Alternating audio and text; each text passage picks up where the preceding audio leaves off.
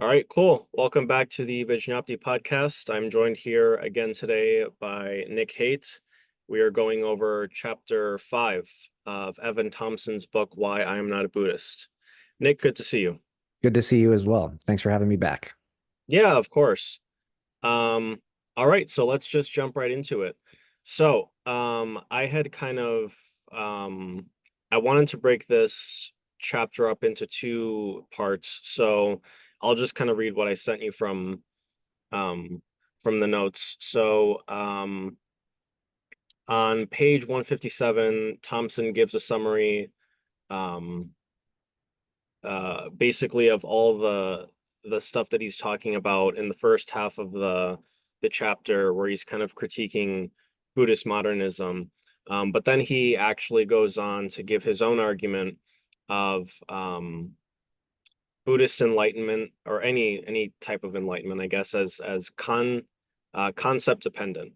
So if you'd like to start with the first part where he's kind of assessing um, Buddhist modernism through the lens of, I think he calls this chapter the rhetoric of enlightenment. What did you think of the first half of chapter 5? The first half was really well put together, really well argued. I appreciated how he diagnosed the problem that Buddhist modernism faces whenever it's trying to apprehend this idea of enlightenment as it's presented in the various versions of Buddhism that exist in the world into something that would fit into their Western modern scientific perspectives and all of the problems that they run into trying to do that. That is a completely misguided venture for them to do that. And I think that he appropriately and very well, in a well thought out way, presents that problem and why it's problematic. So that's that first half of the chapter I enjoyed, and I don't have any strong critiques of from an approach point of view or from an execution point of view. I agree with him very much that Buddhist modernism struggles because it's trying to basically fit a round shaped object into a square shaped hole. Gotcha. Yeah, thank you for that. I wanted to actually get your take specifically on something that he brought up. I'm not sure if you caught this, but he actually references kind of like right before World War II Japan, and he kind of talks about how they were kind of doing this thing of trying to merge like um, science and Japanese Buddhism, essentially.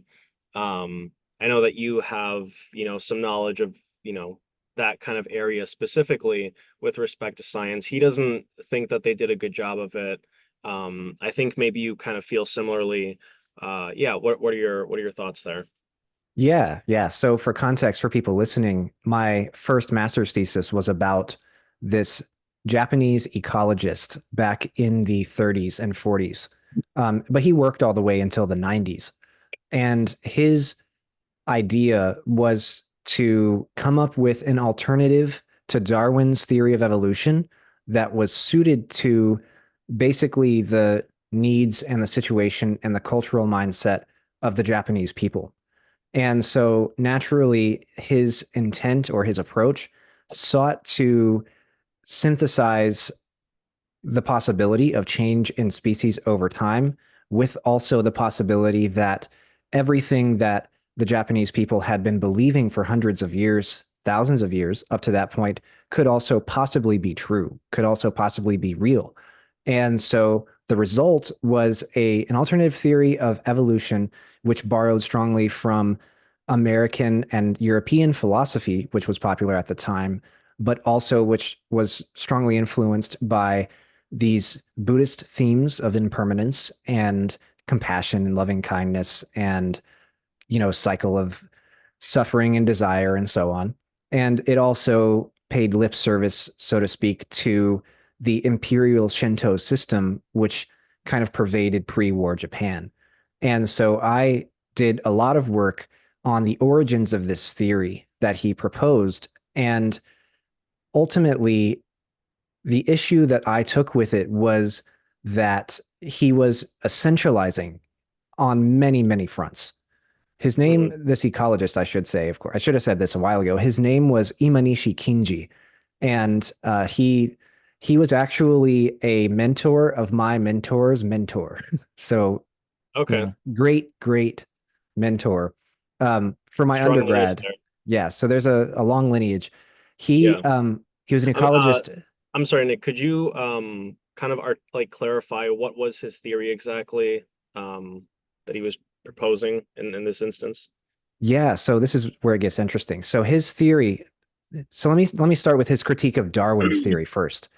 Darwin's theory is essentially that on the one hand we have the force of reproduction, and on the other hand we have the force of natural selection. And these two are competing all the time. So individual organism has 10 offspring, and some natural circumstance, whether it's disease, food availability, or weather, or what have you, kills five of them. And so that means that five survived. And his argument was that this survival was reflective of some sort of more suited fitness to the environment that these five had over the five that died. And it's very brutal in that way, right? And this was Imanishi Kinji's critique of it. He says this is entirely one, materialistic. It's two, also not speaking to sort of the random chance of things. Sometimes less fit, quote unquote, less fit beings survive just by chance because like nature took out the other ones. you know, Hmm. if a rock falls on you, and you're like a bird or something, Hmm. fitness has nothing to do with it. You just happen to be lucky enough to be to one side and not be under the rock and get crushed. Um, Yeah. so Imanishi Yeah. Kinji says it's very brutal. It's also very materialist, and it doesn't give any agency at all to the organisms in question. So Imanishi Kinji was an ecologist, but he was also an anthropologist, and he was also he was an ecologist who specialized in studying apes. So he was a primatologist as well. And Sure. his perspective started from giving agency to the organisms involved. It also gave agency and emphasis to communities. So community is not just like your friends and family. Community is like a specific ecology term which refers to, you know, all of the organisms that exist in the same place at the same time. So, Hmm. pick a lake, for example, Lake Union to the north of Seattle. The community in Lake Union is all of the fish, algae, viruses, worms, insects, ducks, people that exist in that lake in a given time. And so his agency given to communities was such that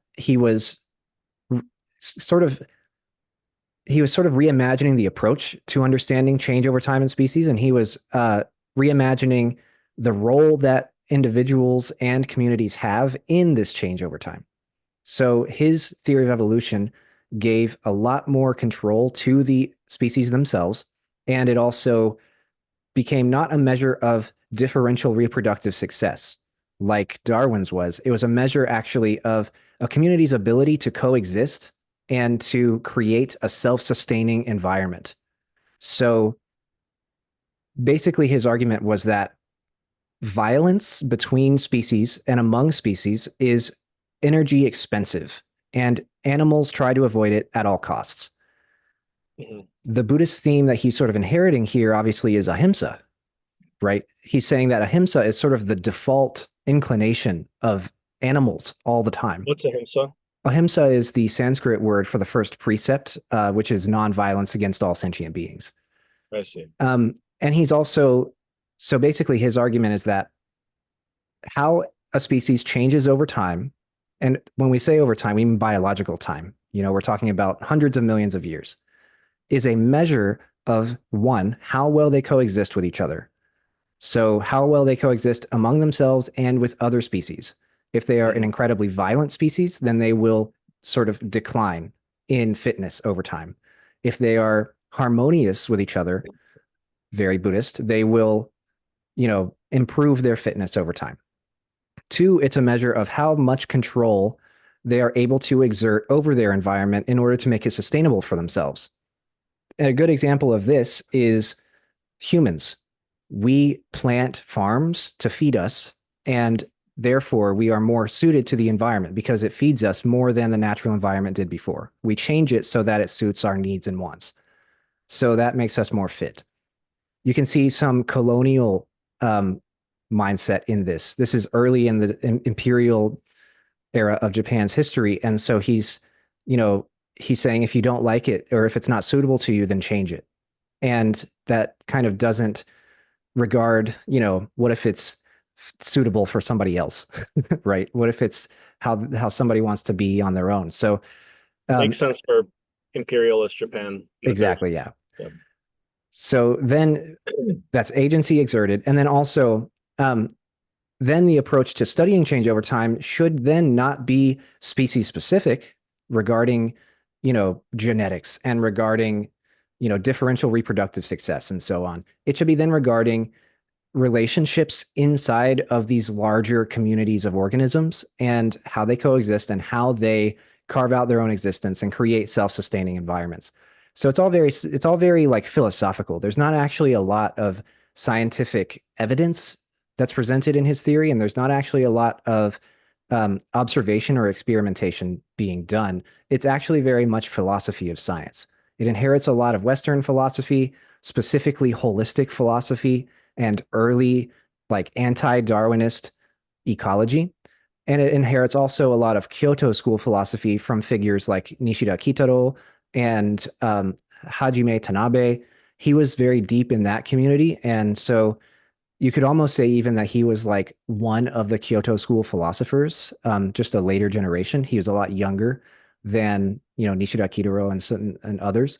And so there's a lot of Buddhism themes. There's a lot of holism themes. There's a lot of sort of non-competitive, non-competition based natural selection in his theory. And to bring it back to Evan Thompson thinks that they did not synthesize Buddhism and science that well. They didn't make a convincing argument. And in the case of Imanishi Kinji, I agree, but solely because I think of Imanishi Kinji actually as the exception that proves the rule. He's an exception because a lot of the claims that he made, which were based on direct observation of communities of organisms, were actually found to be true. So Darwin's theory of evolution is not perfect, and it's not the theory that actually a lot of modern evolutionary biologists hang on to for dear life. It's been revised, it's been added to, things have been amended through experimentation and observation. And one of those things actually is studying ecosystems in terms of large groups rather than in isolation. And so that's a big important part of it. That's one thing that ended up being true. And also, of course, it's true that violence and conflict and fighting is very energy expensive. However, does that mean that ahimsa is the default inclination, the default behavior of organisms on Earth? Maybe, maybe not. Yeah, So it's up for debate on that front because that's something that you can't really verify. You can't really observe or experiment and sure. make a claim about that. But Yeah. but overall, I think that his system had some strengths, and I think that it was an important contribution because it was also sort of taking the agency of control over information and control over knowledge and control over science that all of the colonial powers in the West had done for decades up to the time of his life. It was nationalistic, and so that's a problem. Nationalism and imperialism are bad, but taking over some of the control and the agency and the production of knowledge, that is anti-colonial, that's a very good move. I'm definitely into that. you know, Oh, the Brits and the Americans, they don't have total control over knowledge production and science.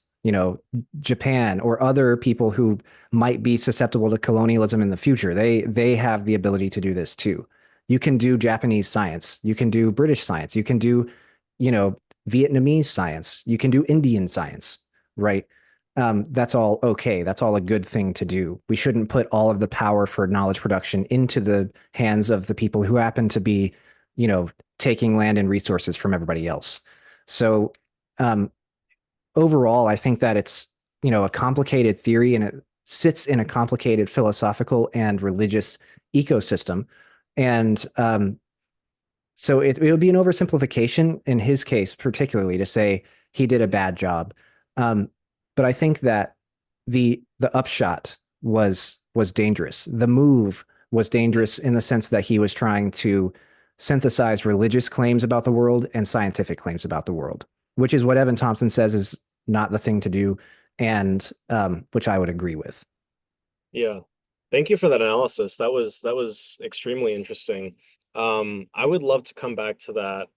If you're up for it. I wanted to kind of do one final follow-up episode, just kind of loose ends about stuff. But one thing that I'm thinking of based on what you said about uh kind of this ecological view is that in psychology we were taught the same thing actually. I forget exactly what course it was. It was maybe human development or something like that, where we're, talking about the nature versus nurture debate. Hmm. And we were kind of going over the evidence and the data. And then the instructor brought up this term, which I'm blanking on right now. But it was essentially factors that can neither be attributed to biological inheritance or genetics or to the external environment. Hmm. Epigenetics. Uh, no, not genetics or the environment. Uh, So the term wasn't epigenetics, it was something else. yeah, Gotcha. it was basically a factor that kind of comes out of nowhere. So in other words, Ah, yeah. let's say you go to a school, your environment, or like you're talking about a kid, their environment is their teachers, their parents, their family, their friends, their biological, inheritance is their genetics, obviously. Um, but then let's say they meet a famous like celebrity, and that celebrity is not a part of the environment. That celebrity is not, they're just visiting the school like one time, but that interaction changes that person's life forever, and they Hmm. attribute so much of their growth as a person or their development to that one single meeting. um that's kind of what I had in mind based on what you were describing a little bit, in the sense that um kind of in the sense of like the luck that you were mentioning of like, well, it's not always necessarily that environmental pressure, or that organisms can't live up to overcome the pressures of the environment. Sometimes shit just happens and Yes. just comes out of nowhere. And from a purely scientific point of view, that's neither good nor bad. It would just be inaccurate to attribute the whatever reproductive consequences come as a result of that to either genetic factors or to the environment, because it was neither. It was just a mere stroke of luck. Like, I guess I'm thinking like, if one of those birds got hit by a meteor, you can't really say that's either genetics or environmental factors. I know I'm simplifying it a bit, but um that's just kind of what I was thinking.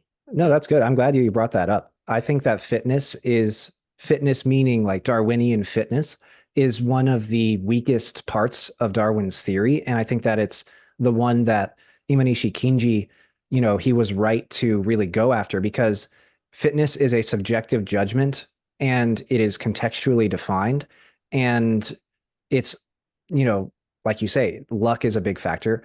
And also, whenever Darwin's theory of evolution made it to Japan, when it got there, and Japanese thinkers were dealing with this guy named Darwin, who was up to all of this interesting stuff in ecology, it also showed up with social Darwinism.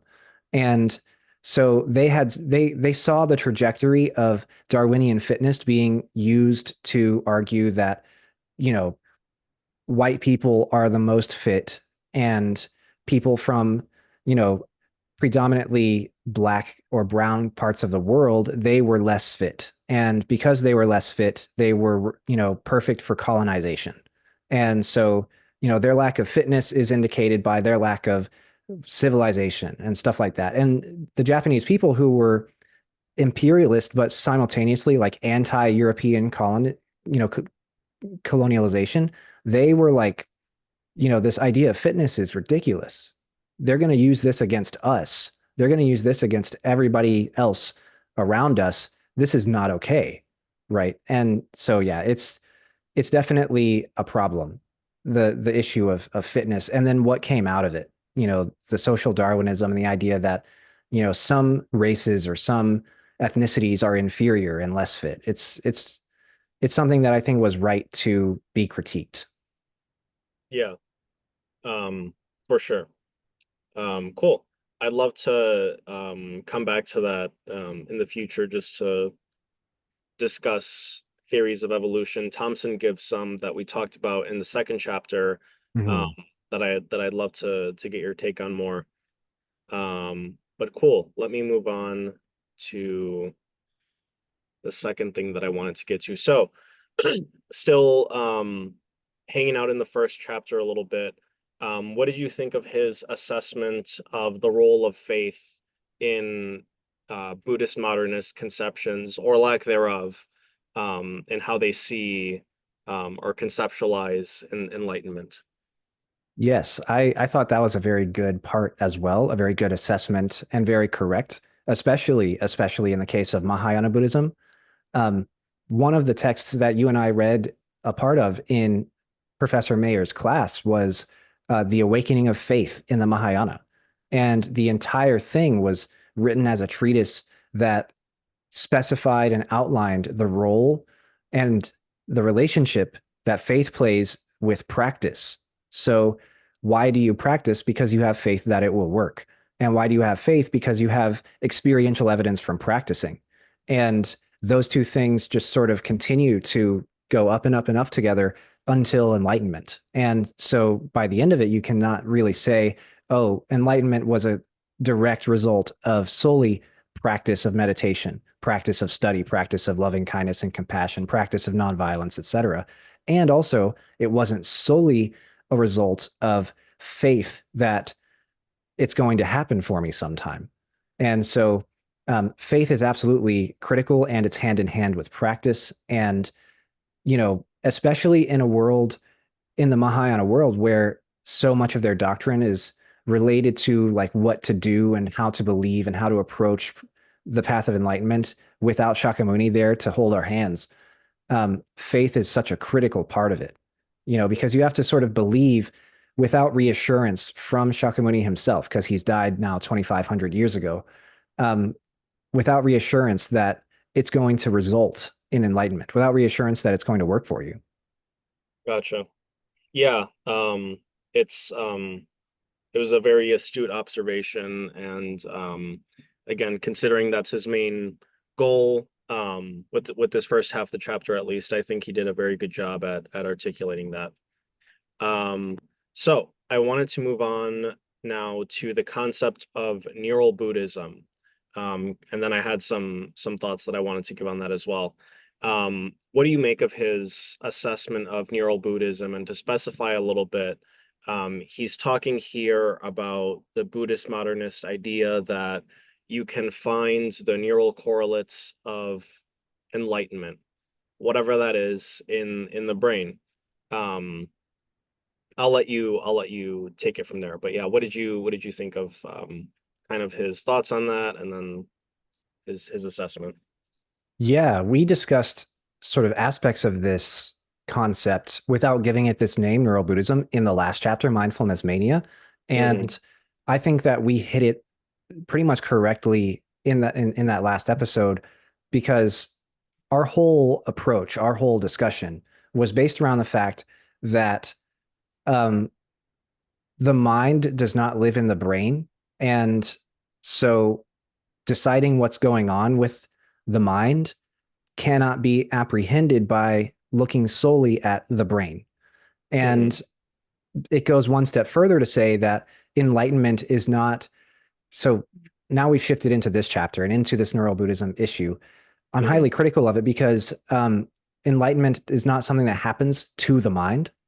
And so you have to make two mistakes to think that, you know, neuroscience and psychology corroborate the truth of enlightenment, the truth of no self, what have you. The first mistake is thinking that, of course, mind is in brain. And the second mistake is thinking enlightenment happens to mind. And the reason that the second one is such a bad mistake is because you are first thinking that you can apprehend a religious claim or a religious experience or a religious transformation by studying something and observing something with scientific tools. And you might get something. For example, if someone has an enlightenment experience, their blood pressure might go up, or they might, become sweaty, or they might have an increased heart rate or a decreased heart rate or something. But you can't sort of grab onto the whole thing and diagnose it as a physical experience. And in diagnosing it as a physical experience, capture everything religiously significant about it. I think that we've talked about this before. Interdisciplinarity between religion and science is an important thing to look at, an important thing to consider. But this is a place where they simply cannot be mixed. They simply cannot help each other out because Right. there is no scientific support for any idea of you know enlightenment, of emptiness, so to speak, and Yeah. there's no religious support for string theory or for neuroscience, so to speak. It just doesn't. They're doing such separate things, and it's also a mistake to try to observe or experiment on religious things using scientific methods. It's not good. And it's also not good to try to employ scientific conclusions when making religious claims about the world. These are things that just can't mix together. And so I Right. I think that he gives a very Without good, reducing it to, yeah. kind of your own preconceptions of what it is. And I think, that's the one of the biggest takes that Thompson drives home for me is, Mhm. you know, in order for me to say this is enlightenment, this brainwave pattern, this, the PFC, subduing the activity of the amygdala, and like that's me taking my own conception, which might have nothing to do with anything that Buddhism thinks about enlightenment or cares about, and saying, I will decide what enlightenment is, and I will find the neural correlates of it, and boom, we figured out Buddhism. And that's just silly. It's just It bad is. philosophy. It's completely misguided from the start. Yeah. And so I think that he's very good because in this section where he starts talking about neural Buddhism, he is clear that he used to be into that. He used to discuss all of that. He used to argue in favor of that, but he kind of he got learned. He Yeah. realized like, oh wait, this is a mess. I'm making a huge series of mistakes here. And he changed his stance. And I think that's really good. And I'm glad that he admitted that. I think that that's giving credibility to his argument because he's able to take it down because he's been in it. He knows what people who are in it think because he was one. So that's good Yeah. stuff. Yeah. I think so too. And I'll segue from that a little bit into my own the stuff that I wanted to say. So I actually really like that he disclosed that, because at least this time when I was reading it around, I didn't see it the first time, because that's exactly the time when I was starting my website and Mhm. putting all these ideas um, up there. But as I was reading it this time, I'm like, that is exactly what I was trying to do with Vijñapti at the very inception of when I created it. Um, I don't know if I told you this. The name that I had in mind for Vijñapti before I settled on Vijñapti was actually mind maps. Oh, And wow. come later to find out the domain's taken or otherwise $20,000, so not accessible to me.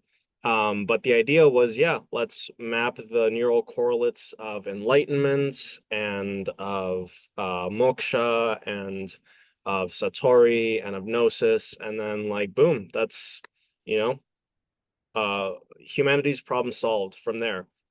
I didn't think it that explicitly, but at some level, I actually did. I was thinking like if we can just figure out what these brainwave patterns are, you know, um, what regions of the brain are activated, whatever, then we can figure out so many of the world's problems. And I just don't see it that way anymore. For the reason that I believe, and credit to Evan Thompson for shifting my thinking in this way, there has to be some sort of ethical dimension to all of this if we want it to be worth something that can actually change the world. Now, curiosity for its own sake is a beautiful thing. And I still very much I would love to you know with our friend Turner Reeves, if if we had the chance, I would love to do like a yogacara kind of like model of the mind where we can kind of like attach different dharmas to different parts of the brain. Just for the hell of it and just for the fun of it and to see what kind of interesting things that we can make. But in terms of having something that can actually um, change people's lives or be used as a tool to change people's lives, there has to be some ethical dimension of, okay, so how do we live a good life with this knowledge? How do we live in harmony with one another? And neural Buddhism just doesn't seem to be interested in that stuff. But it's super important nonetheless. So um, that's just my little spiel for what I wanted to say about Vijñapti. But um, yeah, that part of Thompson's uh reflection really resonated with me No, as well. that's good. Thanks for sharing that. I didn't actually know that it used to be called mind maps. And I think that it's developed nicely. I think that Vijnapti is a much better title, and that and I'm glad that you've had this sort of realization that like, wait, there's something that is beyond the data. You know what I mean? There's something that's beyond the snapshots that we get from Mhm. fMRIs and from X, Y, and Yeah. Z. You know, they're snapshots and they're in a vacuum. And we are not snapshots of people, and we are not people in vacuums. And so you need more than just the snapshots to be able to do anything meaningful and to make meaningful claims and arguments and change in the world. Yeah. Yeah, thank you. I appreciate that and I think so as well. Okay. So that was pretty much all of the first half, I think. There was some other stuff here and there, but um we can kind of I think everything else that I had is actually kind of subsumed within the second part of the chapter, which is Thompson's argument of enlightenment as concept dependent. Now, I wanted to see if I had a quote from him here. Okay, so I'll read the quote and then I'll let you do your thing. So, about halfway through the chapter, Thompson kind of summarizes all the stuff that we just talked about. Um, and then he says this. He says, from here out, I'll argue the following point. I'm inclined to think that enlightenment is concept dependent, or to put it more precisely, that any experience called an enlightenment experience is concept dependent. So, um, that's the second part of the chapter. He gives a lot of arguments and his own articulation of things. What did you think of the second half of this chapter? Yeah, so it's an interesting half. I have lots of agreements and lots of disagreements. So I think that to start with, my primary my primary disagreement, yeah, I don't, do I want to start there? It's complicated. I mean, to say a claim like enlightenment is concept dependent is a huge, complicated claim. So I think that what I'll start with is just saying that Hmm. in very specific terms, his argument is that we are given a sketch of the concept of enlightenment in the sutras.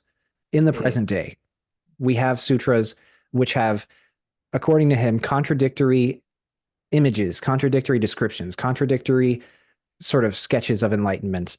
And we pick one, so to speak, and we pursue that one, or we sort of engage with that one. And whatever then happens after that is dependent on that concept we got to begin with. And he even argues that this sort of even happens with the Buddha's life itself and with the Buddha himself. He says that, because the Buddha can't sort of make us have enlightenment without telling us about it first, without explaining what enlightenment is, without sort of giving us all of the information we need.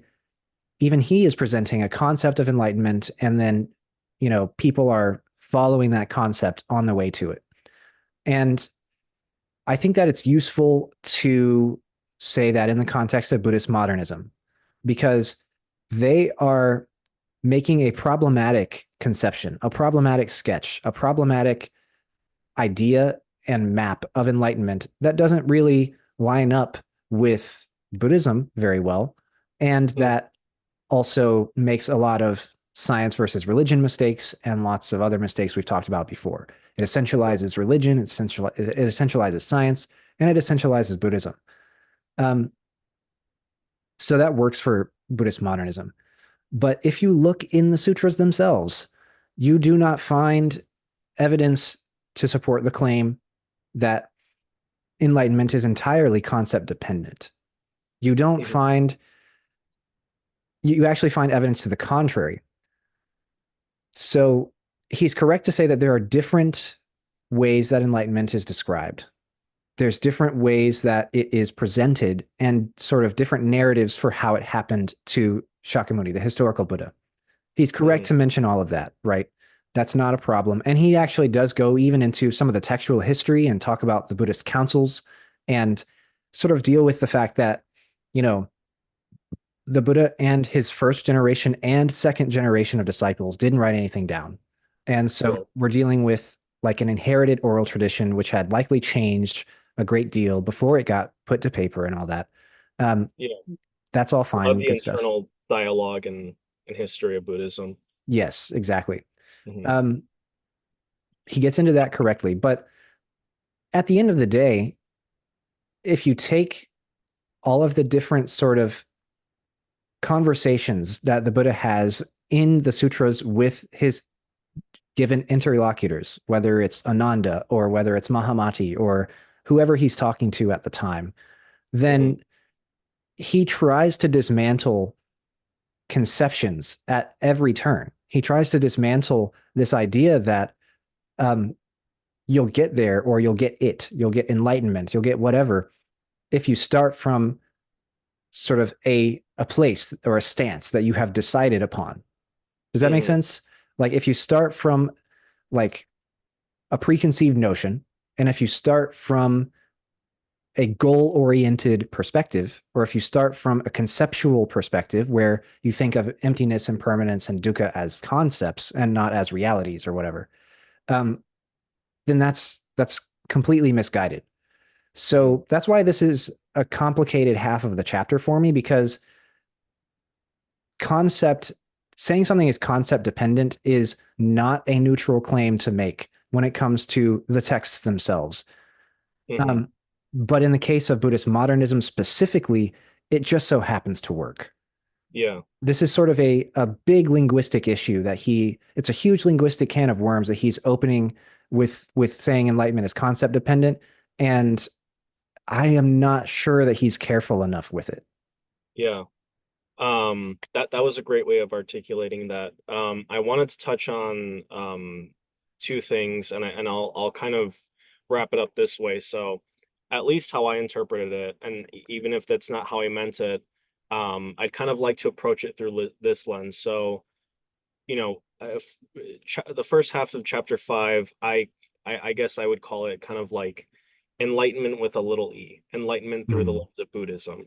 Um, what about enlightenment with a capital E? In other words, enlightenment, let's just say, for argument's sake, whether or not you believe in Buddhism, whatever you believe about it, um, that there is this thing enlightenment, and that it does transcend um all everything, Buddhist philosophy, Buddhist whatever, that it's like truly unconditioned in the Buddhist sense of being unconditioned. What do you make of everything that he has to say in that case? And um, what is the role of language in terms of, yeah, phenomenology, talking about experience, talking about um, all this stuff? I'm very confused myself. Um, but yeah, no, what do you think? Yeah, no, that's good. It's good to bring this up at this stage. So what is at stake here is the question of if enlightenment with a big E is possible without study of the Buddhist Dharma.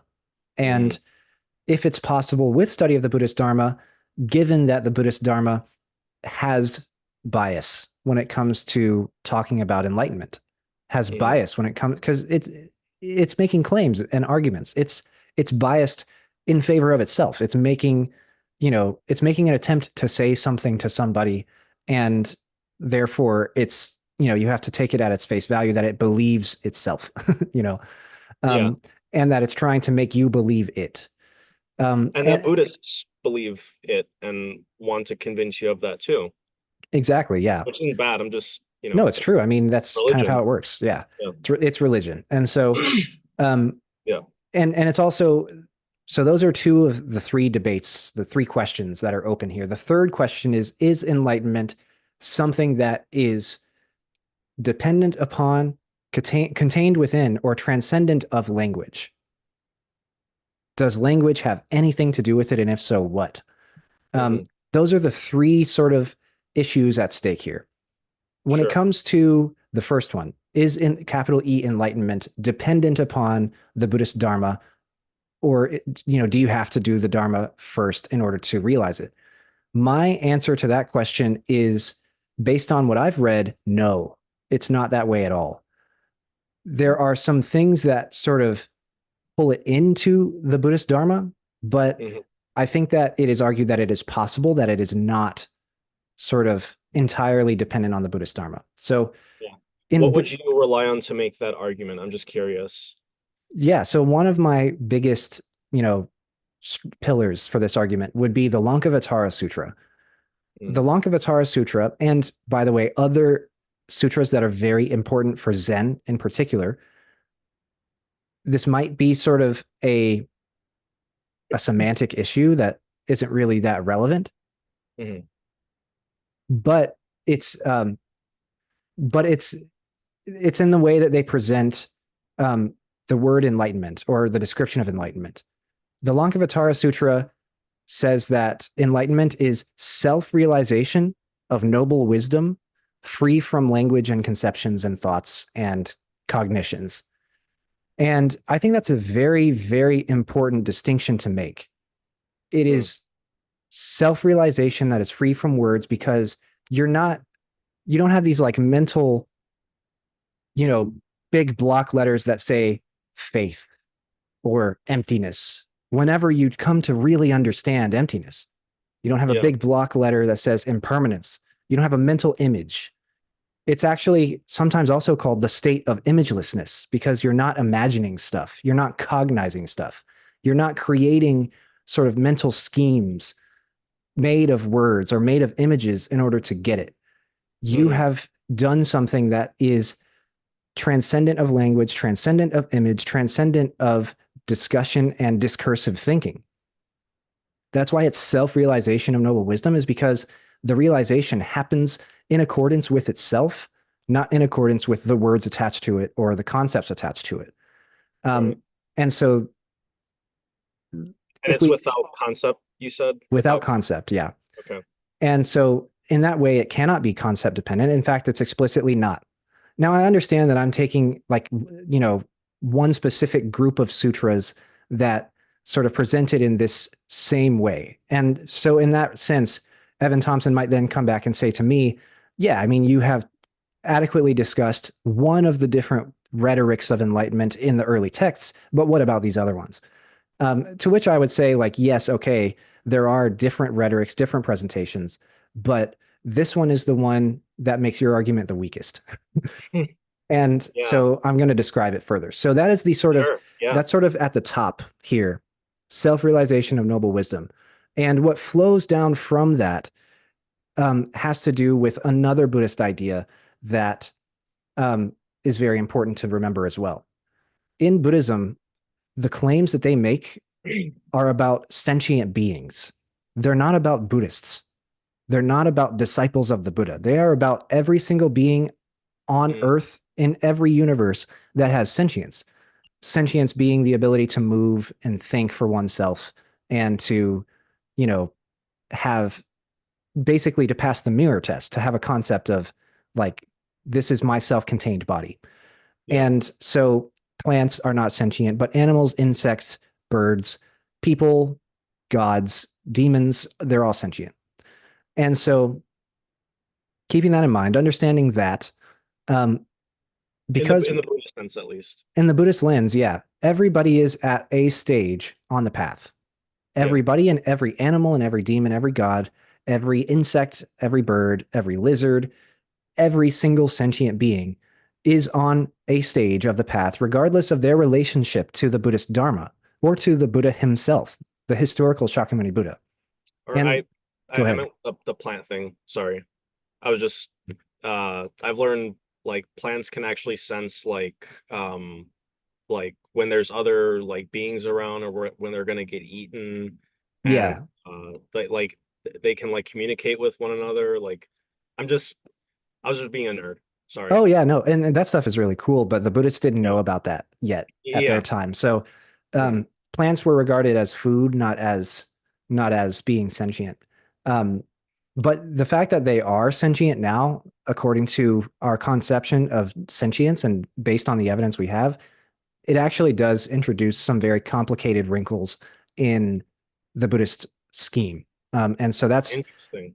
so, for example, our understanding that fungi are not plants and they're also not animals, you know, that's a whole new class of being that is like not captured by Buddhist taxonomy. And so that's interesting to think about and talk about. We should come back to that another time. Yeah. Um, but everything is on the path. And so, that being the case, reaching enlightenment with a big E doesn't it doesn't necessarily have any relationship to the Buddha or the Buddhist Dharma, especially if it is self-realization of noble wisdom, because the noble wisdom that we're talking about is compassion, is emptiness, is nonviolence, is are there these things that exist outside of Buddhism, outside of the sutras, outside of the religion we call now Buddhism, which is full of people who identify as Buddhist. Compassion is something that Christians do. Compassion is something that Hindus do. Compassion is something that everybody does. And nonviolence is something that everybody does. Every religious system in the world says don't do violence, for the most part. And so I think that it's important to remember that Buddhism is making these very universal claims and they're not making tribal or identity claims. And so, in that regard, enlightenment with a biggie is not dependent on the sutras, on the Buddha Dharma. In fact, there's an entire category of beings in the sutras, in the cosmology, which attain enlightenment without the sutras, without being taught to by the Buddha himself. That group is called Pratyeka Buddhas. That's Sanskrit for solitary Buddhas. These are people who meditate in complete solitude on dependent origination, and they don't understand it as being a big time Buddhist word, but they understand it as being the unfolding of existence, right? They meditate on the unfolding of existence in the broadest sense. And after doing this for a long enough time and coming to a deep enough understanding of it, they realize that ignorance leads to birth and death, leads to continued existence. And they eventually conclude on, the 12 links of dependent origination that we're familiar with from the Buddhist scheme. And Mhm. so the Dharma, the big capital D Dharma of Buddhism, yeah, it's the teaching of the Buddha. But what he is supposedly relaying to us is truth or law about the universe and how it works. And that is completely not dependent and not conditioned on anything that he says, anything that he does, anything that anybody who says they are a Buddhist says or does. And Mhm. so that kind of wrests it apart from being concept dependent, just from a strict semantic point of view, according to how Evan Thompson poses it. And Mhm. so, yeah, I think I've gone through then all of the three sort of debates, all the three sort of ideas that are an issue here by describing it in this way. It's something that is available to everybody, even if the sutras, even if the Buddha himself are not available. Mhm. Gotcha. Yeah, thank you for that.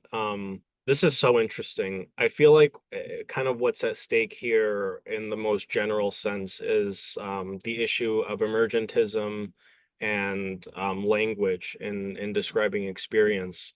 And I one of the biggest influencers of my own thought is Terence McKenna, and he's kind of like the psychedelic guru of the 90s. This is, or psychedelic bard or whatever. He talks a lot about mushrooms and DMT and stuff like that. But one of the things that he says a lot is authentic understanding without ideology. And that's kind of the first thing that came to mind when you gave the Zen interpretation of enlightenment. Um, I yeah, I feel like it's both. It's kind of like experience is not reducible to any language, any formulation of language that you could possibly give, because that's not the experience. Um, but at the same time, we know that language forms our perception of experience. And I kind of wanted to get your take on this thought. Um, One of the things that I thought of was actually Noam Chomsky's uh, critical period. It's basically the idea, and it's real, that if you don't learn language by a certain age, um, you just can't learn it.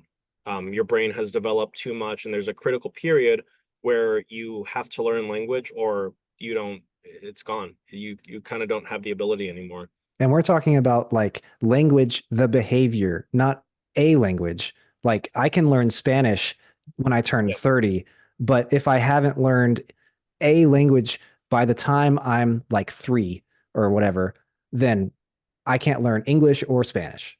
Yeah, exactly. Language, the capacity for language or the behavior. Mm. Um, and where was I going with that? Language, and so I wanted to get your take on his he talks about love, actually. And I thought that was very interesting. I It's weird because I hate reductionism, and I feel like you do too, to a certain extent. It's just so like Reductionist. yeah, yeah. And it's reductionist. It's devaluing of the thing that I think makes us most human, which is experience. And more than that, it is simply not accurate because experience is irreducible to language. Um, but I really do think he gives a compelling case for love, where he says that love has many different forms. Um, Love uh, is interpreted and understood in many different ways. There's many different kinds of love that all depend on your cultural, personal conceptions of what the word love means um, to you in that context. And that will shape how you perceive, like, am I in love with this person? Do I just see them as a friend? Do I just can I love this person if there is um abuse present in this relationship? And it's like it's not reducible to the language or to the concept of what love means, but at the same time the concept absolutely shapes the experience of the of the experiencer. So um yeah, I don't know if that changes anything or if you had any thoughts you love to give there, but um I thought that part was super fascinating. I think so too. Yeah. And I agree. It was a a fascinating component which sort of approaches the issue of language. I sort of glossed over it, but actually there is a great deal of debate in Buddhism, in the Buddhist texts themselves and among Buddhists throughout history about the role that language plays in the capital D Dharma and in Mm, big E enlightenment. mm, And some, I mean, if I had to reduce it to, three possible answers to that question, that you'll encounter when reading the texts. One answer you'll encounter is enlightenment is completely divorced from language entirely. You have to transcend language, go beyond it, leave it behind to get there because it won't help you. The second mm, answer is that enlightenment cannot be adequately captured in language and conveyed in language as an experience because no experience can, but it will participate causally on the way. Language can cause somebody to go out and have enlightenment, and that experience then will be free from language. And it's argued that that's what the Buddha himself is doing. He's giving us all these sutras, and even in these sutras, he's self-critical of the use of language, but it begs the question, why? Why is he giving us 84,000 sermons? And the reason is, of course, that, these words themselves may not be enough, but they may be, you know, a potential cause for something that will be enough. And then mm, there's, the argument on the far end of the spectrum from where I started, which is where, um, yes, language is absolutely sort of approachable, um, or enlightenment and language kind of work together. Enlightenment is approachable by language, and you can communicate it, you can convey it, you can speak on experiences that happen there, you can categorize according to language, because language itself is sort of the vehicle or sort of the mode of enlightenment. This is mm, where esoteric Buddhism comes in. Esoteric Buddhism is very interesting because, unlike most other kinds of Buddhism, it is very affirmative of the role of language. It argues that those things are absolutely sort of possible. And so um, that's a huge, huge debate in the Buddhist world. And it's a very interesting one. I like looking at it. I like seeing how they make their arguments for the spectrum of answers that you get. When it mm, comes to everyday experience and it comes to concept dependent things, since that's what Evan Thompson is talking about here, I think that the way that I understand language versus experience is just that language, like words and speech, like words are these sort of, you know, they refer to stuff. They are boxes into which we put things. They're categories, right? The word mm, cup is a category for a whole range of things that you can put stuff into, mm, and hold, right? Hold in your hand.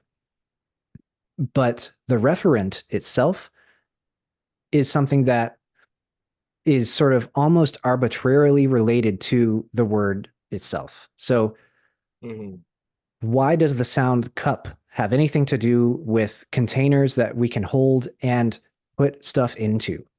And mm, so it's an arbitrary relationship between word and referent. And, you know, additionally, the relationships between the things in that category are also arbitrary. Why have we decided that categories sort of have to have things that are all similar? And how do we decide what similarity is? Is it yeah. according to its use? Is it according to its appearance? Is it according to whatever? All those relationships too are arbitrary. And so Mm, language is a tool for communication. It's sort of a a, a species wide inclination. Or you could even say that it's something that living things in general do, because there's all kinds of communication at every level of the ecological scale, to the microscopic and macroscopic and everywhere in between. And so it's an inclination of stuff, of living things, and it's something that we have to do to get by, to survive, but it is contrived, it's constructed, and it can be deconstructed and it can be decontrived on an individual level within yourself and among yourself. You can divorce your concept of cups from things you hold in your hand and put stuff into. You can divorce the relationship between, you know, a coffee mug and a pencil cup and whatever perceived arbitrary similarities that you believe exist between those things. And you Mm. can divorce yourself from this need for similarity for things in categories. And that's a great thing to do. And you can do the exact same thing between people as well. I mean, that's kind of what deconstructionist philosophy is, right? Is sort of Yeah. taking apart, you know, concepts and semantics between people who are reading and engaging in those things. And so it's possible to do all that.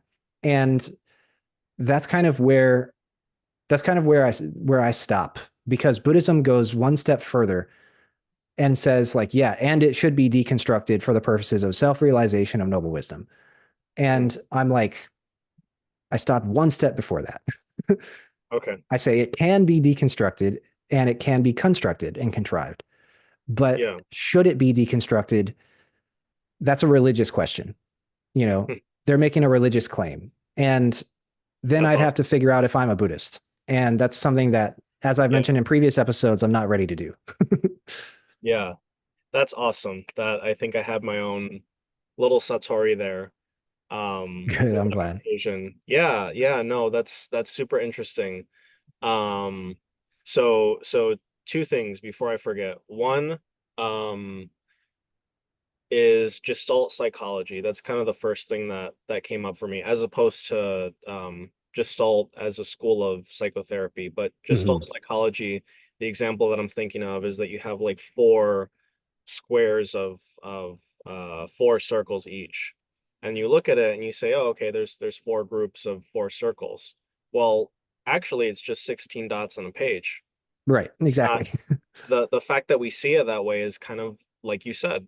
And maybe that's inherent to like our perception, but um it is in a way arbitrary, which is it's really weird. That we like do that automatically, but um, that's cool.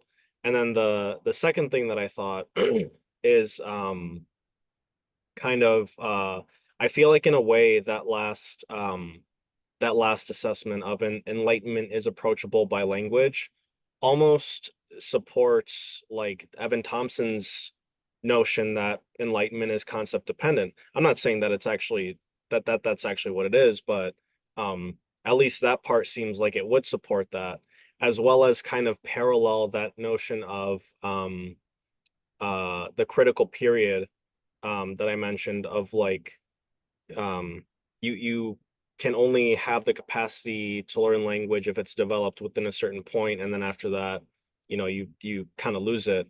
I would say, to go back to the Biggie enlightenment, to me that would almost say, well, maybe this person can't experience enlightenment then. That's a conclusion that I would draw, is unfortunately they missed that period, and now they don't have that faculty that would give rise to enlightenment if you took it through whichever of those two interpretations is um holds language as most central. So that's really interesting. um the last thing that I wanted to talk about, we're getting into this discussion of Buddhist philosophy now. Kukai. um Yeah. and that's your meat and potatoes. Hmm.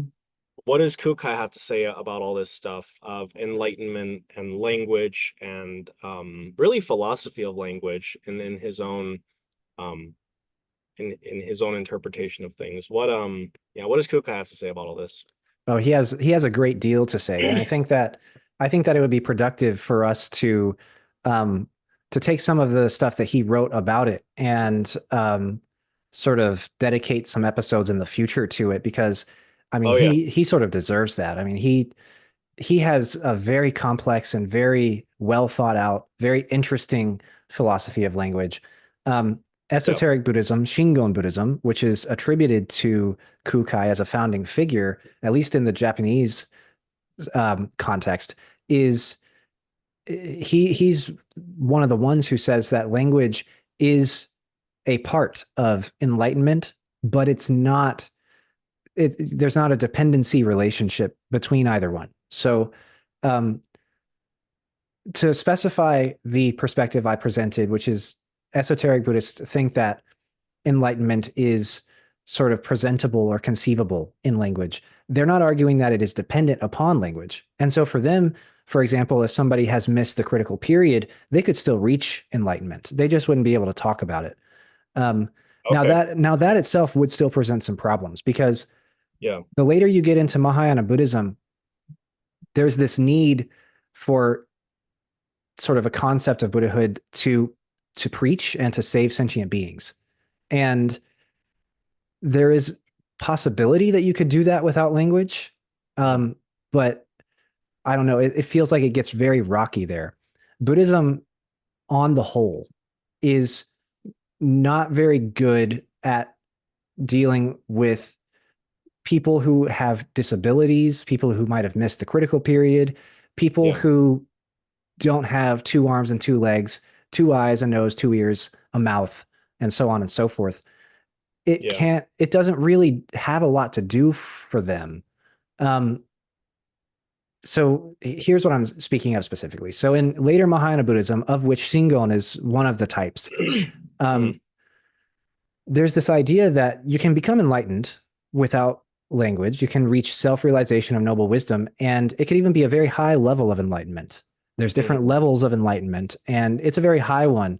But in order to actually get Buddhahood and then get nirvana, um, which reminds me of something that Evan Thompson said that I want to come back to. You'll have to remind me when I'm done with this explanation. Sure. Um, you have to go through the steps sequentially of the cosmology. So there's enlightenment of the Arhat level, the Shravaka level, which is like Mm. the Theravada level. It's like soul singular enlightenment. And it's just for you. And it's, insight into the non-arising of all dharmas, etc. And then Mm. beyond that is the level of the Bodhisattva. The Bodhisattva, allegedly, according to Mahayana, has higher levels of enlightenment because their enlightenment causes them to want to save or to act such that they save all sentient beings rather than just saving themselves. And then, of course, Buddhahood is where you have surpassed even Bodhisattvahood. And I guess you realize that all beings are already saved or something like that, right? I mean, that's one of the ways that you break through that final barrier. So, what I'm building up to is that if somebody doesn't have language, um, they can't break through the Bodhisattva level because the Bodhisattvas have to make use of and the Buddhas as well have to make use of metaphor, simile, distinctions, Right. communication In to other words, how would you teach if teaching is a central part of the Bodhisattva path in Buddhism? Is that kind of what you're exactly, yeah, it is. okay? So there is still room. You can actually, if you have enlightenment, you can use skillful means or Mm. upaya. And so there's all these Mahayana sutras where the Buddha does trippy stuff. He'll, you know, he'll float in the air and he'll preach to people who are also floating around with him, or Mm. he'll replace the sky with like floating umbrellas, or he'll, make it so that everyone in the audience can see all the different universes where there's other Buddhas preaching other stuff to their guys, right? That's all upaya. That's all skillful means. In the Gotcha. Vimalakirti Sutra, it's very cool. Vimalakirti invites all of the Buddha's disciples to his hut, which is like the size of a closet, but thousands of people are able to fit in it. And they have these thrones that are like 1,000,000 feet high, and nobody is like struggling for space. That's a skillful means. He's made it bigger on the inside. He's made his hut into a TARDIS. And Yeah. so that's skillful means as well. So you can teach Yeah. by that means without language because those are not linguistic acts. But Mm. I still think that like Buddhism doesn't say, no sutra says, even in the Mahayana, that doing that kind of stuff is enough. You still kind of have to be able to speak. Um, Mhm. I think that that's kind of critical to it. And so back to Kukai here, we've been talking about, of course, how language is sort of part of it. Um, Language he regards as sort of, as we've discussed in previous episodes here, he regards it as being sort of one of the ways in which we sort of can realize the open secret, which is that all of reality is, derived from the root syllable ah, the first letter of the Sanskrit alphabet, and is also sort of vibrating in frequency with the Dharma Kaya or the Dharma body of Vairocana, and so on. So language is his argument is that it's firmly seated in cosmology and that it is firmly seated in this idea of all things, not just sentient beings, not just words, as having Buddha nature. So Mhm. the Dharma is outflowing even from non-sentient stuff. It's called, Yeah. I believe it's called Sokushin Jobutsu. No, that's this body Buddhism. It's Somoku Jobutsu. Even the rocks and trees have, have Buddha nature, have the potential for Buddhahood in the future. They are all outflowing the Dharma all the time. Um, even Yeah. though they're all preaching, even though they don't have mouths and can't speak. So that's Because a they're very vibrating at the same, Mhm. I don't know, frequency, I guess, as the Mahavairosana or Yeah, something. they are all actually words that Mahavairochana has spoken unto, Gotcha. reality. Okay. His argument is that the Dharma, as it's presented in the sutras, Mhm. um, in the sermons themselves, in that thing is captured everything in the universe. Every single, so even this is an interesting sort of thought experiment because he's arguing that like even the ingredients of a phone, are captured in like the sutras. And Yeah. maybe, the phone in the form that we have it now is not, but certainly like the minerals that lead to that are refined into wires and circuits and the materials that we put together and treat, and process into a phone, even those things are sort of captured and spoken of. And Mhm. at the same time as all those things are captured in the Dharma, because of that, they are all sort of divine emanations, divine words presented in reality of Vairocana. So words then are not only just sounds we make that we have arbitrarily attached meaning to, they also have somaticity. They also have body to them, Mhm. right? Because there's no difference in, the words that we speak with our mouths and the words that Vairocana speaks that then transform into material things for our perspective, for our perception. Mhm. So a rock is a word spoken by Vairocana. And also the word rock, when I say rock with my mouth, is a word spoken by Vairocana because I'm an emanation or a manifestation of Vairocana, and I'm speaking the word rock, which he spoke also in the sutras. Does that Mhm. make sense? It's Yeah. Oh no, it's I think it is the most beautiful encapsulation of this idea of like reality as language because it Mhm. takes within this cosmology language as the fundamental ontological structure of reality. Mhm. And I mean you can't you can't get more epitomizing the importance of language than that. And furthermore, like, and I say this as someone departing from, looking at Thompson's book now. I mean, that's just incredibly beautiful to me because it demonstrates, at least for me, this faith, this ultimate faith in the notion of impermanence and and Buddha nature. Well, maybe the rocks now don't have enlightenment, but 500 billion thousand years from now, maybe those the same atoms that are in the rock will be a person who is a Buddha or is enlightenment or a bodhisattva or whatever. I know he doesn't necessarily have that concept of atoms specifically, but um, man, it's beautiful, I think. It's Yeah, and breathtaking. well, where it gets really fascinating for me personally is where all of this is operationalized into sacred spaces. So, esoteric Buddhist temples, Shingon temples, or temples which have any amount of Shingon influence, the art and the statuary and the iconography and the architecture is very much intrinsically, inseparably linked to all of this that we've been discussing. So, I mean, this is where I hope to make my living. This is my passion here is like understanding how statue programs themselves at these temples and sacred spaces and ritual spaces, how they are sort of performances of Kukai's vision of language, or they are performances of this cosmology in a way that's supposed to communicate this cosmology, this conception of language to itself, because I'm it also. And it's meant to communicate that to me, but I'm it. So it's recursive. It's very, I mean, you can get lost in this for days. And That's I awesome. do. It's amazing. That's awesome. Yeah. We I think we already agreed, but we're definitely doing a Kukai episode now, or a Yes. few of them. Yeah. That's great. Um, yeah, I think that Buddhist philosophy of language is such an interesting perspective, and as we'll talk about in the next chapter, I think that's why a cosmopolitan view is so incredibly fundamental, because I think that it's stuff like Buddhist philosophy of language that has so much to offer to Western science and Western philosophy, as opposed to, let's find the neural correlates of Satori or arhatship or whatever. Well, I mean, okay, fine, but what are you going to do with that?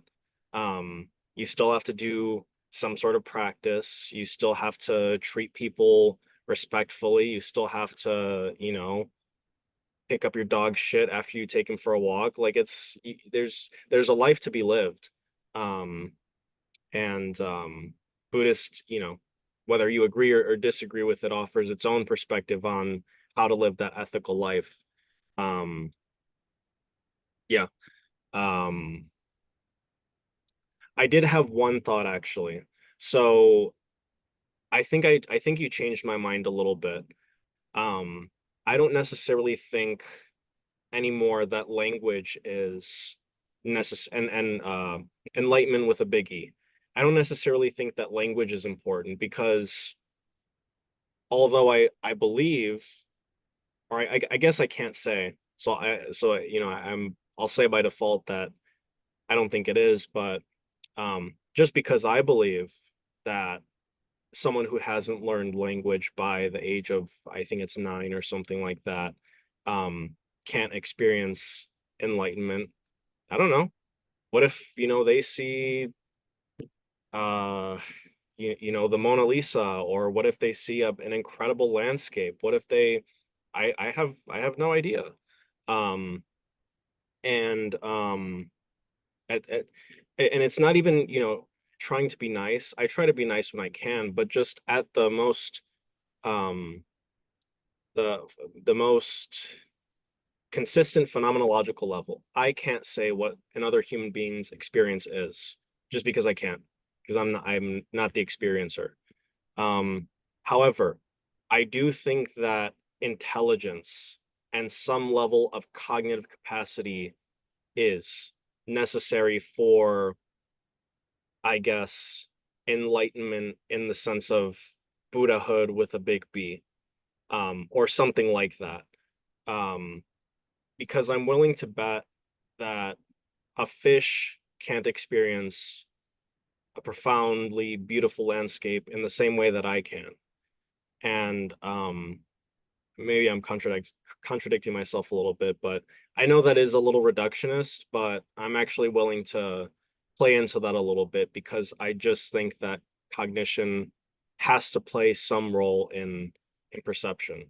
Um, Thoughts, and then maybe we can close from there.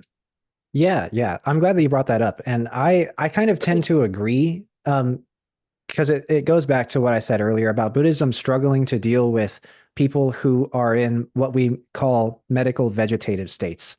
It struggles to deal with people um, who their cognition is just, it's different from what we have decided is the norm. Neurodivergent is what they call it in psychology and in medicine. Buddhism struggles with them um, because it was normative in the sense of like everybody has, two eyes, two ears, a nose, a mouth, two arms, two legs, etc. Um, And if you it, didn't know, it's just bad karma, I guess. yeah, exactly. If you didn't, it was bad karma, and that's why it struggles. That's why I think it's kind of, this is something that I just sort of reject on its face in Buddhism. What I'm about to describe.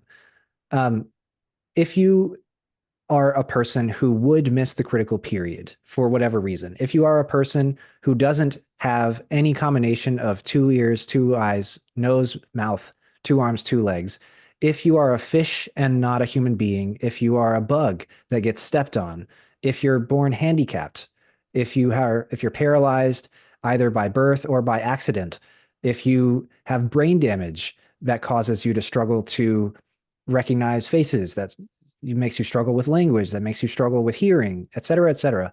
Any of those afflictions are sort of results of past karma in Buddhism. And they are sort of like, you ended up this way because you did something evil or bad in the past, in a past life that you don't remember. And because of your situation now, you can't remember, right? I mean, how can you be explained if you're in a medical vegetative state that like you had a past life and such happened and that's why you're here now? You don't have there's nothing you can't communicate that. There's no Yeah. there's no way to have that dialogue. And so naturally, like of course, you can you can come out of this karmic situation somehow. That's possible. That's something you can do. But then it starts to look so much like Catholicism. It starts to look like it starts to look like original sin, and you have to be nice, be really good to overcome that. Or by Yeah. default, you're going to like, struggle with that for future rebirths. It's like original Yeah. sin, but even worse because, you know, in Christianity, you only have this one birth. And so in Buddhism, you have, numberless, innumerable rebirths, reincarnations. And Yeah. so, this original sin pervades not just for this life and then eternity after you die. It pervades for this life and the next one and the next one and the next one and the next one. On and on it goes On until your way to you this one being in a coma, you know. exactly, yeah. And so this is a huge problem for Buddhism, I think, because it reduces obviously, all of these afflictions which happen by accident or by random chance or Mhm. by any combination of factors to being punishment, which already decides, hey, this is worse than being quote unquote normal. It decides, hey, this is like, you know, this is making you have reduced capacity Yeah. compared to someone who's quote unquote normal. And then also at the same time, it's sort of like emasculating them in a way and saying, also, you are an object of pity. And it's good karma for me to show pity to you and for me to act compassionately and give to you and support you and so on.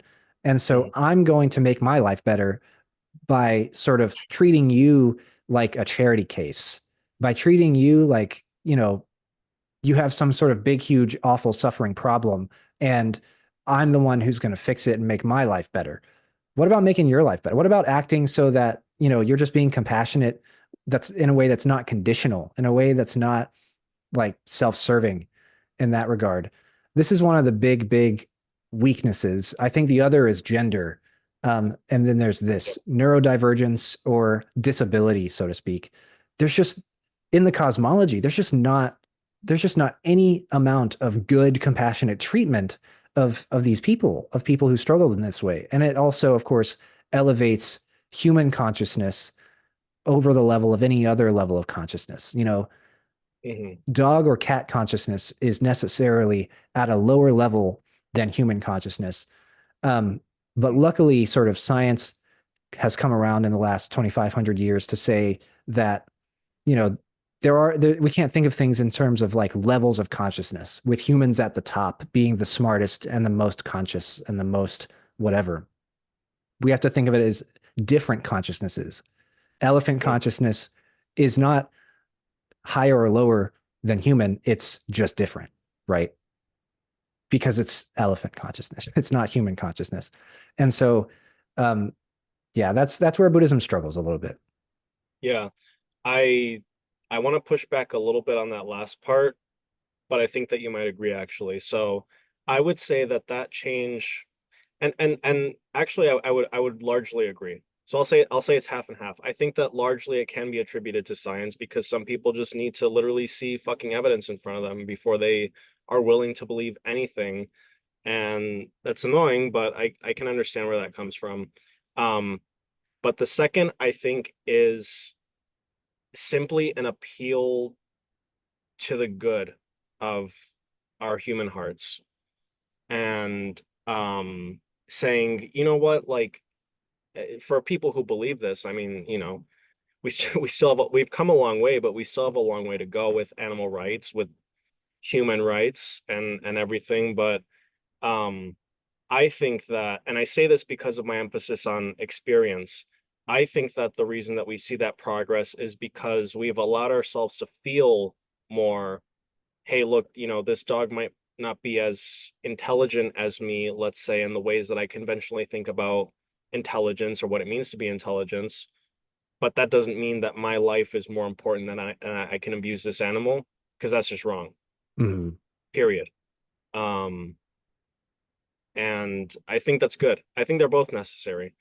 Because, and then the second part, going back to what you said, is like, well, we know that fungi can actually like communicate between like trees, which is a completely different kingdom of organism. That's insane. That's like me telling my dog to go deliver Pizza Hut to, like, my friend across town.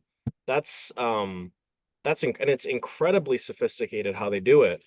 Um so yeah, I guess I don't even disagree, but it's just that other half I would say is like there's a certain level of like we have become more in touch with that felt part of like I can feel that this dog feels pain.